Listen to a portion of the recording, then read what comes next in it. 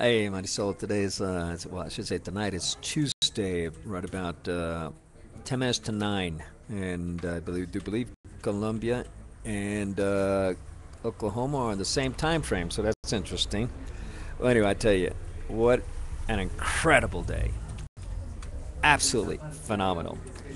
Well, had a meeting today with the people that I'm bringing business to that had last week told me they were interested in me coming on board. Well, let me tell you, coming on board ain't the name for it. Uh, they offered me unbelievable. This is a company that's composed of engineers, doctors, people with doctorates. They're professors and professors at the universities, economists with the government, and so on and so on. Owners of huge corporations here in Colombia. And what they've seen me do here in the last month, they haven't seen anybody do. They're absolutely in awe as to how I have the ability to bring the business I'm bringing. Today brought more business, and tomorrow I've got more business coming. And they say this stuff doesn't happen. It can take a couple years to develop some of these business contacts and turn them into business and money making business. And I'm doing it here in just a couple months. And I tell them it's Yeshua. Unbelievable. Well, anyway, so we met today because they wanted to discuss with me and what offer they were going to make me in relation to coming on board and all that. And let me tell you something, unbelievable, unbelievable. Uh, they're actually opening up a totally new division for this multinational corporation in which I'm going to head and have secretary and I can hire people, etc., to do what I need to be done. But at the same time, I told them, look, I'm not interested in an office job. And I said, look, you don't have to. You can keep doing what you're doing right now, the way you're doing it, and that will work totally fine. And but I'll have office there, everything, computer systems, everything at my disposal, the whole shebang, salary. And naturally, I told them I needed a car. And get this, they have no problem with that. Matter of fact, I can have the car of my choice, which is that car that I've been confessing for years. That Mercedes-Benz, about $135,000 or so, maybe a little bit more because I'm going to get it customized. Yep, that's the one I want. And they said, yep, that's not a problem. Unbelievable. You know, and I think back at all the times that your family, especially your parents, would mock and make fun because of my beliefs in the faith that this day would come. And it's here. Incredible. You know, but like I told you, shared with you in other videos, it's sad. It's here, but you're not a part of it because you sold out for 30 pieces of silver in the form of a house from your own father, husband. Unbelievable. Unbelievable. But anyway, well, you know, I was thinking about the previous conversation I had sent in relation to, you know, saying that I just could not believe that my children, Kathy, Isaac, and Kristen, are going to give up their inheritance for you. I said the only way that could happen was if you grew or raised them up as idiots. You know, I was thinking about that today. And I had a busy day. It's like when I'm on the bus system thinking about that. And I'm going, you know, knowing you, you probably went and said to them, your dad called you an idiot, that you all three are idiots. You know, that's exactly you. You will twist anything around, whatever. But you know, these videos, since they're all on video, proof that's not what I said. I didn't call them idiots. I said that unless you raised them up as idiots, and that would be you doing that, not me. But anyway, it ain't going to happen, Marisol. They're not going to give up their inheritance. They will go back to Burbanos unless you grew up idiots. Because what's happening here, see, this multinational corporation is starting to, in the preliminary stages here of building one of the world's largest refineries for petroleum in, if not the largest, for all of South America. I have a part of that. Ownership. But like I told them, I don't want it. And I wanted to give it away to a foundation. They said, not a problem. You know, I told them the name of the foundation is Just Write the Check Foundation. Not a problem. Incredible. Just Write the Check Foundation. Whoa, whoa, whoa. Incredible.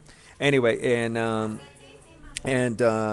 See, I don't know if you can see it. I'm going to kind of, this is what the gentleman, the lawyer who's in international banking and finance, and he's also an engineer of minerals and mines. He's got his degrees and all of that. And let me see if you can see this. This is the design that he drew. Let's see how good this comes out. I don't know if you can see this. Okay, and this is I asked him if I could have it. See up at the top, SA. That's of South America. That's the corp. Now, if you look real closely, see over here on that side, JB.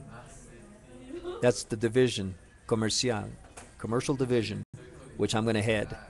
And then we have the mining division. Okay, is in the middle.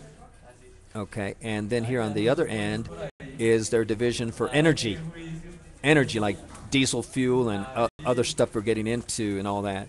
And then this right here is the social division, because a lot of this money is going into foundations that are there to help people.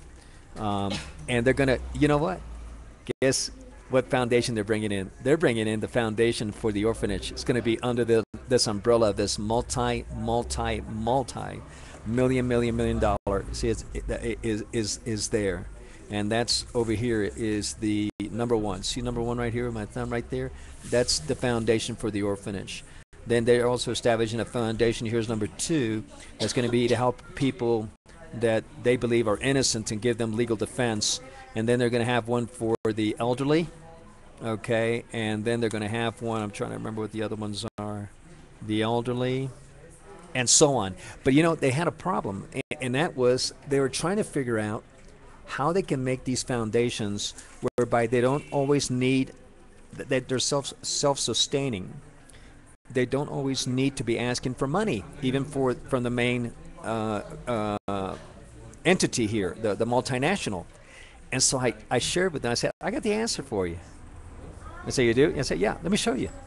So I showed them how the orphanage is set up, so it's going to have naturally all the schools, all the dormitories, for the kids to sleep, all the kitchen facilities, inside gymnasium with everything you can think of for inside sports, from inside football, inside which is soccer here, tennis, everything. But then also on the outside. But then I told them, look, purpose of this is to raise kids up that are the gaminas, to take them off the streets and make them into leaders, both in the business world as well as in government. And so the foundation, we're going to be opening up restaurant cafes throughout the country, starting here in Bogota, in which the kids are going to learn how to run them, and they'll get paid. This is what they learn how to make a living for their families and all that, and they'll get part ownership and all that. But then on top of that is not all the kids want to work or have their own business. Some of them want to go out to the farms. They want to work with livestock. They want to work with poultry. They want to work with agriculture. And so we're going to be having farms that are going to produce all of the stuff that's going to be sold in the cafes.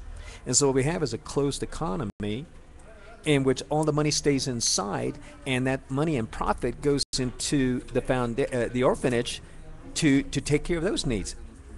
It blew him away. It blew him away. And I said, we can do the same thing with all of the others and tie them into the orphanage foundation and the coffee, the coffee houses and restaurants and whatever businesses. We can start doing laundries. We can expand everywhere. It blew him away. He said, that's what we needed. We needed to, how can we get these things to be self-sustaining? I already had the answer. Because the answer's been with me since 1970. And you heard it many times. So it's mind-blowing. It's just absolutely mind-blowing. I mean, it's like, I'm coming in there as an instrumental part of this multinational corporation. They're opening up a division for me. I mean, that I will handle everything. And the business just keeps coming in. Keeps coming in. Gosh, it's just incredible. It's just incredible. One of the projects they're involved in right now is they're in the preliminary stages of building a refinery for petroleum. Now, I'm bringing to them a refinery for carbon. That's one of my clients that I brought. Anyway, I'm going to keep going in the next video. This is so good.